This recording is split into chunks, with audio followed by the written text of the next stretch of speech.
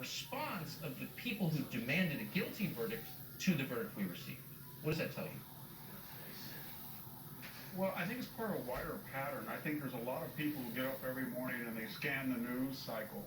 And whether it's a Katrina or Michael Brown or the tragedy of George Floyd, they see this as useful for a larger agenda that does not have public support. And so whether it's open borders or reparations or redistribution or the end of the Second or First Amendment or alternate constitutional customs and traditions, it doesn't really matter. They want to use this crisis to indict all of America and the majority population. And then the majority population of America says continually, what can we do? What medieval indulgence or reparation can we do? And then they're given some things they can do. You can change the voting laws. You can have a greater proportion of this particular group admitted or hired. You can make race-based reparations in the Department of Agriculture, but it's never going to be enough. And there's certain roles of this process, Tucker. One is that you mentioned data. Data doesn't matter. You start deductively. African Americans are being slaughtered by police. End of discussion.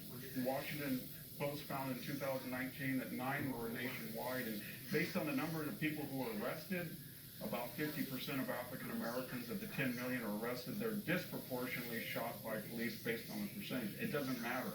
Hate crimes, African Americans are the one group, tragically, that are overrepresented based on their proportion in the population that commit hate crimes. Doesn't matter.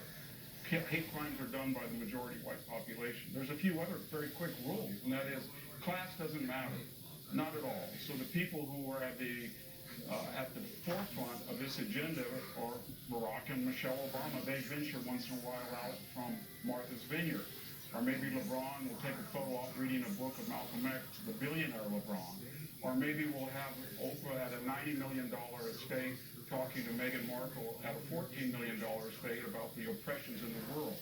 And so it's driven by an elite group of blacks, and it's driven by an elite group of bicoastal white elites who, really, to tell you the truth, they know this existential problem, why 7,000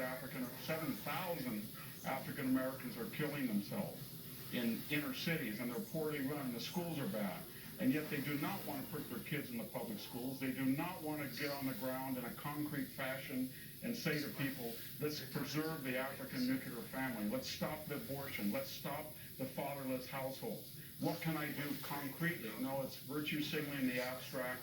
I don't want to be around you. I want my prep school. I want to call up the dean to get my kid into school. And I feel so wonderful about myself. But that's not going to solve the problem. And we know what the problem is. We've got to all talk bluntly about the black family, which is the key to restoring black success. And most of the elites know that in the black community. Of course, I think all of us know that our families are the keys to our success. Yeah. All of us, I think, feel that way. Richard X. Hansen, I appreciate you coming on tonight. Thank you. Thank you. So maximum aggression, that is always the guiding principle on the left. And with that in mind, the verdict comes down. The White House immediately tells us that systemic racism and implicit bias are America's biggest problem, and in fact may have motivated Tuesday's police shooting in Columbus, Ohio. Now, the officer, in case you haven't followed this story, shot someone who was attacking another person with a knife. Several media outlets promptly used the shooting to inflame racial tensions. For example, NPR reported this, quote, Columbus police shoot and kill black teenage girl. Meanwhile, Valerie Jarrett, who's consigliere to former President Barack Obama, argued that police should not interrupt knife fights. Quote, a black teenage girl was killed because a police officer immediately decided to shoot her multiple times in order to break up a knife fight. Demand accountability. What would that accountability look like exactly, and who would pay the price for it? Horace Cooper is the co-chairman of the Project 21 National Advisory Board, and he joins us today. Horace, thanks so much for coming in. You didn't imagine even a year ago someone like Valerie Jarrett, one of the most powerful people in the world, in public saying police have no right to stop knife fights, and we've moved it a long way in a short time, it feels like. The left is throwing out all of the rules, all of the principles to pursue their objective. And as your discussion with Victor David Hansen demonstrated, they're not interested in the data that shows just how harmful this is. So I'd like to use an illustration. The year's 1995. The trial of the murder of Nicole Brown Simpson and Ronald Goldman is taking place.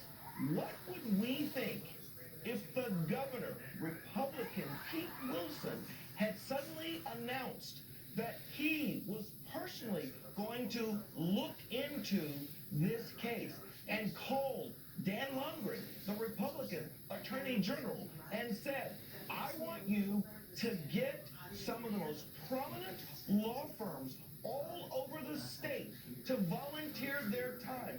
Together, we're going to bring 10, 15, or $20 million in legal resources to bear because we've got to guarantee that O.J. Simpson is convicted. What would America think that if instead of holding that trial in Brentwood, where he lived and where the crime occurred, and where a large percentage of highly educated jurors would have been there, that they instead moved it to Los Angeles, which is what they did do, so that they could get a different set of jurors. These types of things are examples of what happens when you draw this contrast. We had Derek Chauvin targeted by the state, and that's not due process. Even the due process that someone like O.J. Simpson, who brutally killed 2 people, was entitled to. Why isn't Derek Chauvin? This is making people radical, as we often say, and that's bad. Horace Cooper, I appreciate your coming on and for your eloquent explanation of that. Thank you.